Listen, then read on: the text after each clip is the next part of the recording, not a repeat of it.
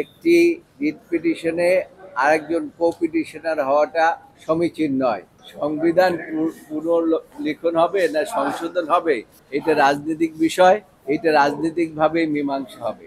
যেগুলো রিট পিটিশনের মধ্যে আসে নাই আমরা এক্সামিন করে দেখেছি, সেজন্য আমরা মনে করেছি যে বাংলাদেশ জাতীয়তাবাদী দলের পক্ষ থেকে সেই রিট পিটিশনে আমাদের উপস্থিত থাকা দরকার। তো কীভাবে উপস্থিত থাকা যায়, আপনারা জানেন যে এইখানে যদি আমরা কো পিটিশনার হই তাহলে আমাদের আদালতের একটি আদেশ আছে এবং সেটা আপিল বিভাগ পর্যন্ত সেই আদেশটি বহাল আছে যে একটি রিট পিটিশনে আরেকজন কো পিটিশনার হওয়াটা সমীচীন নয়।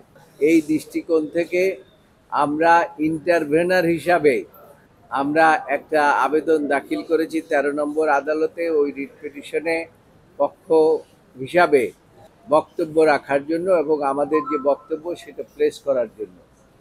আদালত গতকালকে আমরা এটা প্লেস করেছিলাম এবং আজকে সেই পিটিশনের উপরে 1 নম্বর হিয়ারিং অত্যন্ত গুরুত্বের সাথে 1 নম্বর আইটেম হিসাবে রেখেছিলেন এবং আমরা সেটা হিয়ারিং করেছি।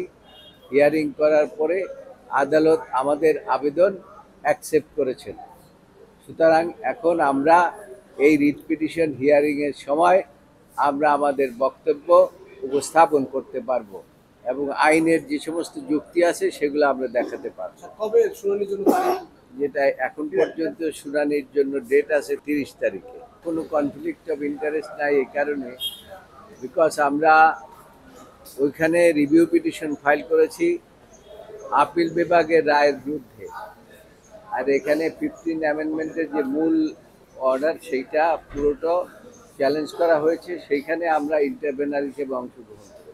দেখুন, এটা একটা রাজনৈতিক বিষয়।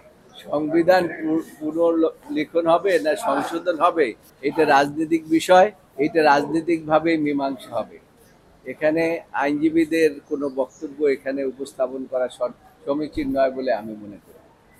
সংবাদ, ফিচার ও অনুষ্ঠানের জন্য ভিজিট করুন সংবাদ প্রকাশের ওয়েবসাইট এবং যুক্ত থাকুন ফেসবুক পেজ ও ইউটিউব চ্যানেলের সঙ্গে।